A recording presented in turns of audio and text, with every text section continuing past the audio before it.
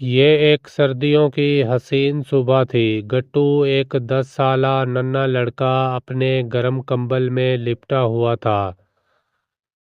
اس کے گاؤں میں برف کی سفید چادر ہر طرف پھیلی ہوئی تھی۔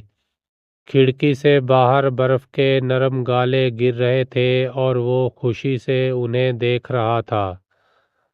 گٹو نے کہا، کتنی خوبصورت صبح ہے، اور جلدی بستر سے اٹھ گیا۔ وہ اپنی جیکٹ، اونی ٹوپی اور دستانے پہن کر باہر جانے کے لیے تیار ہو گیا۔ اس کے ذہن میں ایک ہی خیال تھا کہ آج کا دن ایک خاص مہم کے لیے بہترین دن ہے۔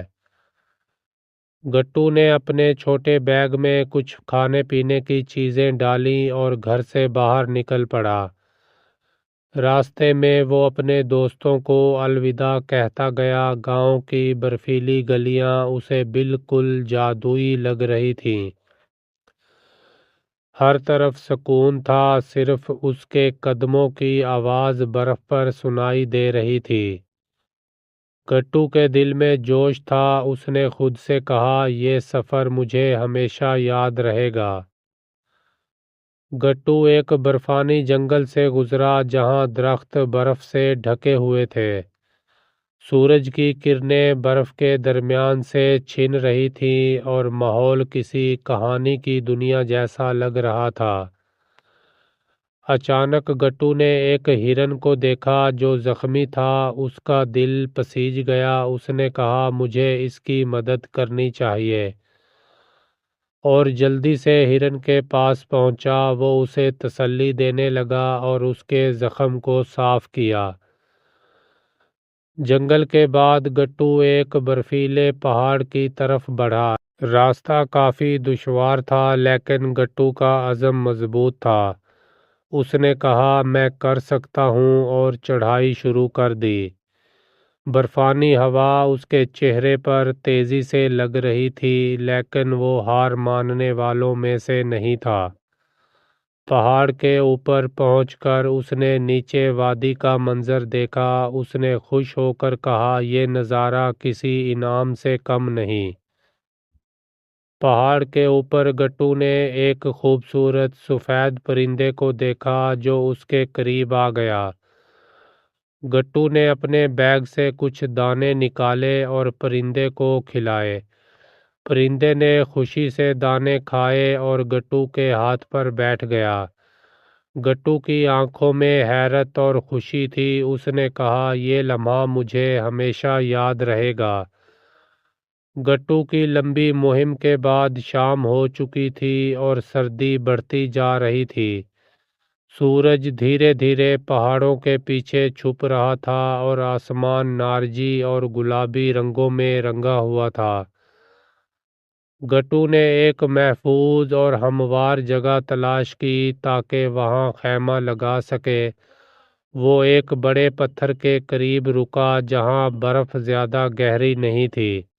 اس نے اپنے بیگ سے خیمہ نکالا اور اسے بڑی محنت سے لگایا۔ یہ خیمہ میرے لیے آج رات کا گھر ہوگا، گٹو نے مسکراتے ہوئے کہا۔ خیمہ لگانے کے بعد اس نے خشک لکڑیاں جمع کی اور ایک چھوٹی سی آگ جلائی۔ آگ کی روشنی اور گرمی نے اسے بہت سکون دیا۔ گٹو نے اپنے بیگ سے چائے بنانے کا سامان نکالا اور پانی گرم کرنے لگا۔ سرد ہوا میں چائے کی خوشبو اسے مزید خوشی دے رہی تھی۔ چائے پیتے ہوئے گٹو نے آسمان کی طرف دیکھا۔ تارے ایک ایک کر کے نمودار ہو رہے تھے اور پورا آسمان جھلملاتے ستاروں سے بھر چکا تھا۔ گٹو نے دل ہی دل میں کہا، یہ کائنات کتنی خوبصورت ہے، یہاں سکون اور خوشی ہے جو میں نے پہلے کبھی محسوس نہیں کی تھی۔ رات کے وقت گٹو خیمے سے باہر نکلا۔ سردی بہت زیادہ تھی، لیکن برف کے اوپر لیٹ کر آسمان کے ستارے دیکھنے کا تجربہ اسے کہیں زیادہ دلکش لگا۔ ہر طرف مکمل خاموشی تھی، صرف دور کہیں سے ہوا کی سرگوشی سنائی دے رہی تھی۔ گٹو نے اپنی جیکٹ کو مزید مضبوطی سے لپیٹا اور ستاروں کی گنتی کرنے لگا۔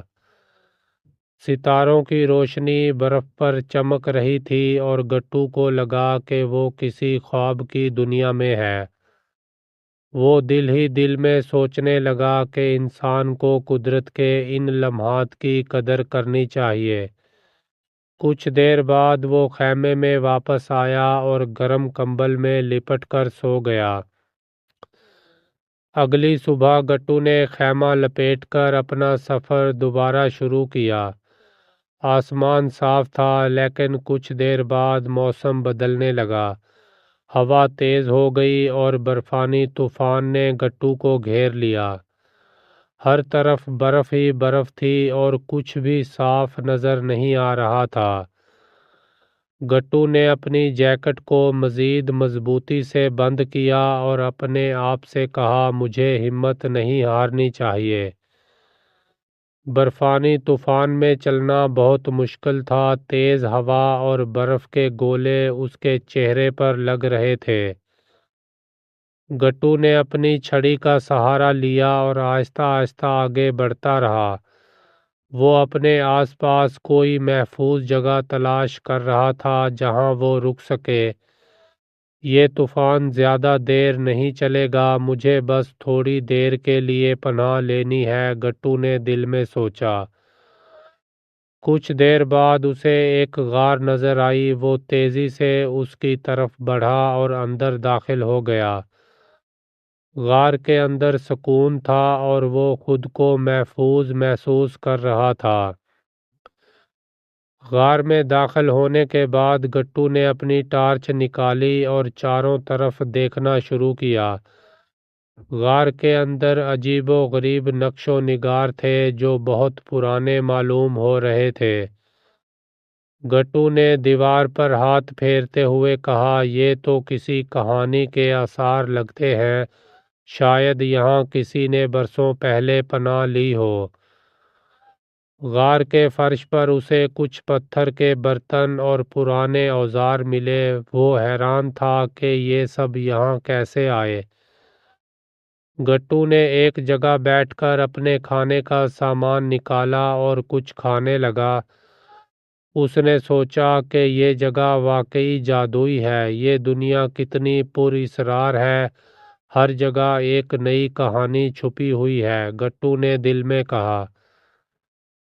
رات غار میں گزارنے کے بعد گٹو نے صبح ہوتے ہی باہر نکلنے کا فیصلہ کیا۔ طوفان ختم ہو چکا تھا اور آسمان صاف تھا۔ سورج کی کرنیں برف پر پڑ رہی تھیں جس سے ہر چیز سنہری نظر آ رہی تھی۔ گٹو نے باہر نکل کر گہری سانس لی اور کہا، یہ منظر تو خواب جیسا ہے۔ وہ برف پر چلتے ہوئے کالا بازیاں کھانے لگا اور خوشی سے گانے لگا۔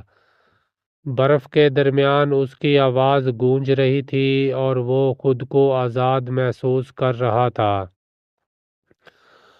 گٹو نے سفر جاری رکھا اور ایک خوبصورت برفانی جھیل تک پہنچا۔ جھیل کا پانی اتنا صاف تھا کہ اس میں پہاڑ اور آسمان کا عکس نظر آ رہا تھا۔ گٹو جھیل کے کنارے بیٹھ گیا اور اپنی تصویر پانی میں دیکھنے لگا۔ وہ سوچنے لگا کہ یہ جگہ کتنی سکون بخش ہے۔ یہ جھیل واقعی قدرت کا شاہکار ہے، گٹو نے کہا۔ اس نے کچھ دیر یہاں وقت گزارا اور اپنی مہم کی یادیں تازہ کیں۔ واپسی کے راستے میں گٹو نے برفانی گاؤں کا نظارہ کیا۔ وہاں بچے برف کے گولے بنا رہے تھے اور برفانی آدمی بنا رہے تھے۔ گٹو نے سوچا، یہ گاؤں میری زندگی کا حصہ ہے اور یہاں کی خوشیاں بے مثال ہیں۔ گاؤں پہنچتے ہی گٹو کے دوست اسے دیکھ کر خوش ہو گئے۔ سب نے اسے گلے لگایا اور آگ کے پاس بیٹھ کر اس کی کہانیاں سننے لگے۔ گٹو نے اپنی مہم کی تمام تفصیلات شیئر کیں اور سب نے کہا، تم واقعی بہادر ہو۔ گھر پہنچ کر گٹو نے اپنی ماں کو سب کچھ بتایا۔ ماں نے اسے گلے لگایا اور کہا، مجھے تم پر فخر ہے، لیکن آئندہ احتیاط کرنا۔ ماں نے اسے گرم کھانا کھلایا اور کہا، تمہاری کہانیاں سن کر میرا دل خوش ہو گیا۔ رات کو گٹو اپنے بستر پر لیٹ کر سوچنے لگا، یہ سفر میری زندگی کا سب سے خوبصورت تجربہ تھا۔ میں نے سیکھا کہ ہمت اور حوصلہ انسان کو کسی بھی مشکل سے گزار سکتے ہیں، اور قدرت کی خوبصورتی ہماری زندگی میں سکون لا سکتی ہے۔ اس نے دل ہی دل میں شکر ادا کیا اور میٹھی نیند سو گیا۔ یہ کہانی ہمیں سکھاتی ہے کہ ہمت اور حوصلہ ہمیں کسی بھی مشکل سے گزارنے کی طاقت دیتا ہے، اور قدرت کی خوبصورتی ہماری زندگی میں سکون اور خوشی لا سکتی ہے۔